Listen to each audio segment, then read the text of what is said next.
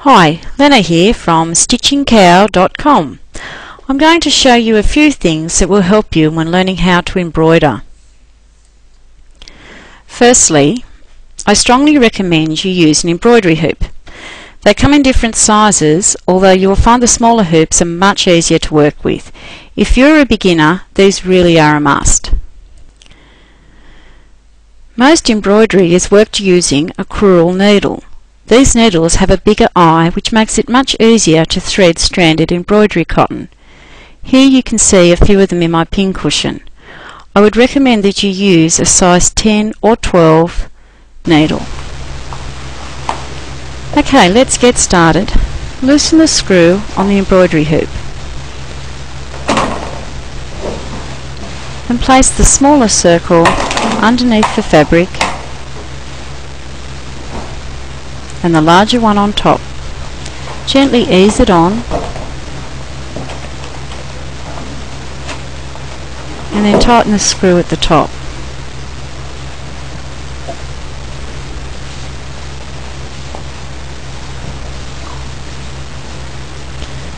The next step is to cut a length of embroidery cotton. A length of around 20 inches, which is 50 centimetres, is a good length to start with. You'll find that stranded embroidery cotton is made up of 6 smaller strands. For this particular project I'm using 2 strands, so I'm going to separate the 2 strands. An easy way to do this is to put your finger in the V and gently apply pressure downwards, separating the strands as you go.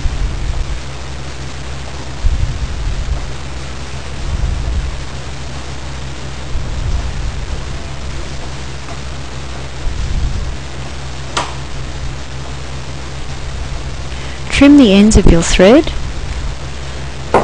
This will make threading the needle much easier.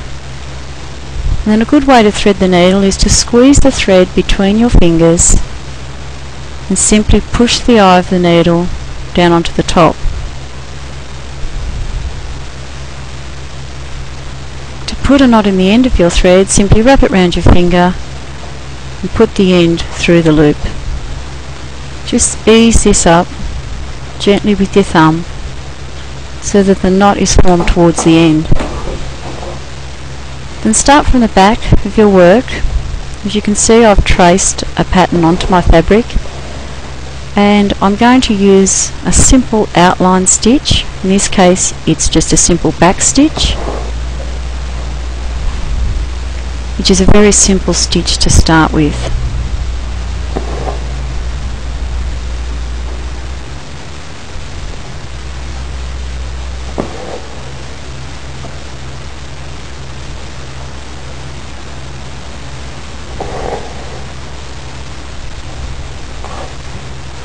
To finish off, take your needle and thread to the back of your work. It's a good idea to catch in any loose ends. This prevents them from shadowing through. So simply pass your needle underneath some stitches. I'm not catching any fabric at this stage. It just slips in underneath, and then I normally pass my needle through the loop, which forms a knot close to your work. Then simply trim it.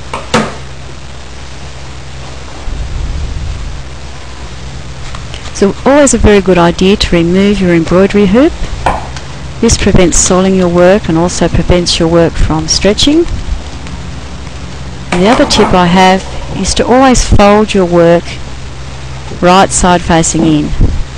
This again prevents your work from snagging and soiling.